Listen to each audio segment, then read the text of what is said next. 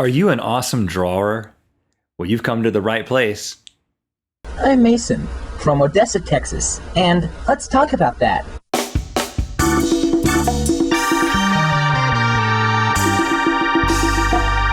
Good mythical morning. Today's episode is brought to you by the Rhett and Link store, where you can buy things like, look at that, the mythical shoe. There it is. Here's another one. Black, cream, or blue. Get you some. RhettandLink.com/store. Well, Link, I've been drawing again. I've caught wind of this. I got an iPad. And you no need to apologize for that. For getting an iPad? Yeah. Well, actually, you probably should. Just apologize. I'm sorry, whatever. It's pretentious. I've got an iPad. And I got this app. This is not one of our sponsors, but maybe it should be, because we're going to talk about them and say how awesome they are. Procreate. It's an app that you can draw on your iPad with, like a stylus, and it's very realistic drawing experience. Now, if I saw in the App Store an app called Procreate, I wouldn't necessarily think that I was going to download that and start drawing. Well, you caught me. My mind goes a couple of other places. Yeah, I was looking for something else and then kind of went down this track and found out, oh, it's a drawing app, and now I have it. And so you started drawing with your finger. It's like finger painting. No, as soon as like MS Paint on an iPad. Oh, no. You are very much underestimating this. It basically is like a real drawing experience. And I used to do some sketches, and I would do these sketches of superheroes. That's what I did as a kid. And so I got a stylus, and I picked it up, and I started sketching, and I sketched this guy right here, superhero, nameless superhero, and then I created a DeviantArt account. So I uploaded my art so people could see it. Now, I've also heard about this DeviantArt, and when I just peruse the internet and you see DeviantArt, you also think, I'm going to go there and I'm going to see something. That's not what you end up seeing at DeviantArt. It's going to be deviant. So what's up with you buying an app called Procreate and going to a site called DeviantArt? I have a dark side, Link. You're twisted, man. I have a dark side. But really, you're just a guy who's getting in touch with his kid side, and you're drawing again. Yeah, and I drew this. And what's your motive for drawing this green superhero? I like to draw. I see, first of all, you could see your creativity as a pie. This is an illustration I've come up with. You could see your creative output as a pie, and you're like, I've only got so much pie that I can create. Mm-hmm. I like to see my creative output as a forest. I'm planting little creative trees. I'm not making a web video. I'm drawing a picture of a superhero. But when I plant a tree that is a superhero drawing, it sprouts little pine cones, and they create other things that might turn into something else. It's more beautiful than just another superhero. Well, I think I do see creativity as more of a pie, and maybe that's something I can learn from. But what I can't learn from is how to draw. Now, here's one observation that I have about your drawing. It looks as if you picked up right where you left off. 3rd grade. 3rd grade? That looks like a 3rd grader drew that, buddy. Are you sure you just didn't find that in like the catacombs of your old drawing, scan it in? This is at least 7th grade. This is like a 7th grade who shows promise. Okay, or a kindergarten genius. Whichever you want. This is a middle schooler that shows promise. I think that's what this is. And is the octopus on his head, can he use that as a weapon? I don't know what that is. That's why I put it on there so people would figure out what to name him. And then this person, my favorite name that Colored for Pleasure came up with, that's the name. I'm just repeating it. Chartreuse Justice. That's the name of this superhero. Chartreuse Justice. I see that you signed it down there. Not only are you pretentious enough to own an iPad, but you're pretentious enough to sign RJM. I recognize, but see, the day I become a great artist, this is going to be worth something. It's like, man, you see his first superhero drawing he ever uploaded to DeviantArt? He signed it. I'm going to buy that for $1 million. And I'll be in my retirement just collecting checks. Yeah, You'll be on the railroad. Don't hang on to that. Now, okay, I'm making fun of your drawing, but what I did was, once I knew that you were doing this, I thought about downloading the app, which I might do. I guess my application is to not look at the creativity as a pie, but as a forest. Is that what you said? Saplings? A forest. And I'm going to download this app, and planning. I might. If I create a DeviantArt account, I'll put a link in the description, and But here's what I did. I was big into drawing back in the day. There was this PBS show where this guy, Commander Mark. Are you excited about drawing today? Oh, come on, you can be more enthusiastic than that. And I was really into that show. It was like Bob Ross, but not painting. It was for kids. And I started drawing spaceships and stuff like that. But I thought I would bring in some of my artwork because I'm the type of kid that drawing was really important to me back in the day, and I've kept my drawings all these years.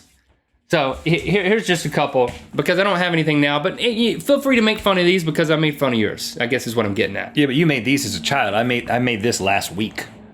Well, that's your problem. I used to draw a lot of skateboarders. Now, I never skateboarded, but I drew skateboarders. So that's as close as I was willing to get. And I think this is me here with the parted hair. And then this guy's defying gravity.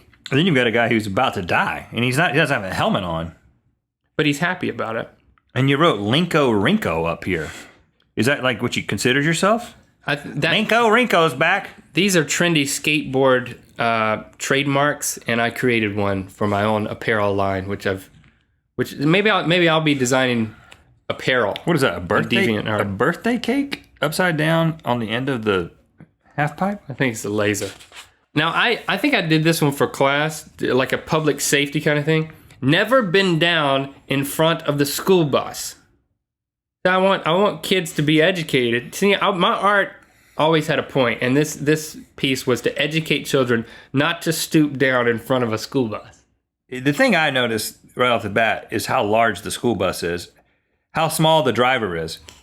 The school bus takes up 2 lanes. This is like one of those trucks that's on a construction site that like for rock removal, earth in moving. a quarry. It's that kind of quarry. It's like the kind of truck you take to a quarry and then you build it because it's too big to build off site. And then you're like, I got to go pick the kids up with this thing now.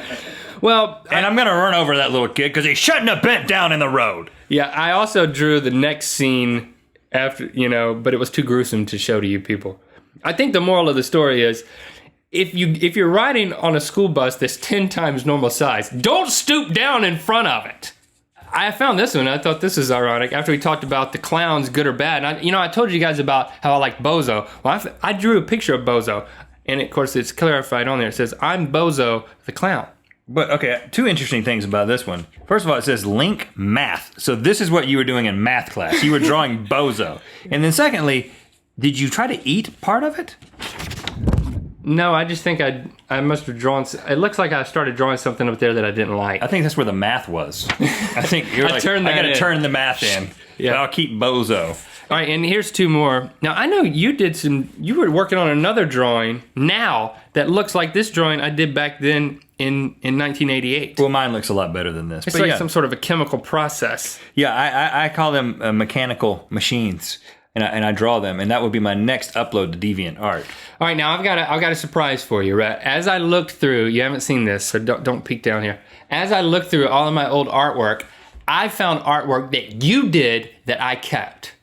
Now, this is from high school, and this totally corroborates a story that some of you guys didn't believe was true. You know that the way to a woman's heart is through what? A worm's anus. A worm's anus, because you can watch that episode or whatever. But I found the drawing. You used to draw comics about me and the stupid things that I did. Yeah. And I kept this one. And you did this. This was in high school. You drew this. I was pretty good, man. Look at that. A worm a day in an apple keeps the doctor away. And now I wrote, "Hello, my name Link Neal." So right off the bat, I'm really concentrating on the art, not the grammar. For those of you that don't know, I eat worms. In my freshman year of high school, I ate the anus of a worm for $5. And I thought I ate it to get a girl, but maybe this is kind of shedding light on that. I didn't taste it. It just went down like a pill. But I have developed a taste for worms over the past few years. Every day, I reach in my worm jar and pull out a few. The doctor said that eating worms that have been in a preservative is not good for me. So I'm just eating them, and their anus is raw now. Gosh, you thought this was funny. So demented.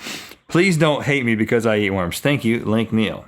And then just to clarify, he wrote that. I did not write that. And then I drew you, and you look like a 50s. You never had a haircut like that. First of all, I wasn't very good at rendering. I just sort of was like, I'm just going to draw this guy that looks nothing like Link to represent Link. A 50-year-old man with a haircut from the 50s and a polka-dotted shirt and striped pants. I never wore a polka-dotted shirt. Or striped pants. Sure, I ate the anus of a worm, but don't insinuate that I would wear a polka-dotted shirt. Look, and there's, and it There's a worm on the back. There's a worm. Like I gave this to you and was like, here's a worm. I was a good friend, man. I think you actually had it rolled up to where it was just the worm.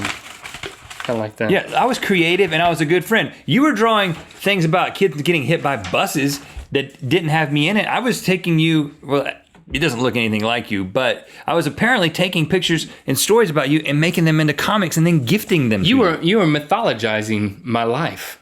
Yeah. I appreciate that. I did that with Lamont McLean too. Really? Yeah, I did that with several of my friends. In high school, you made a comic strip about our calculus teacher, Mr. Ray Bryant. Yeah, I did.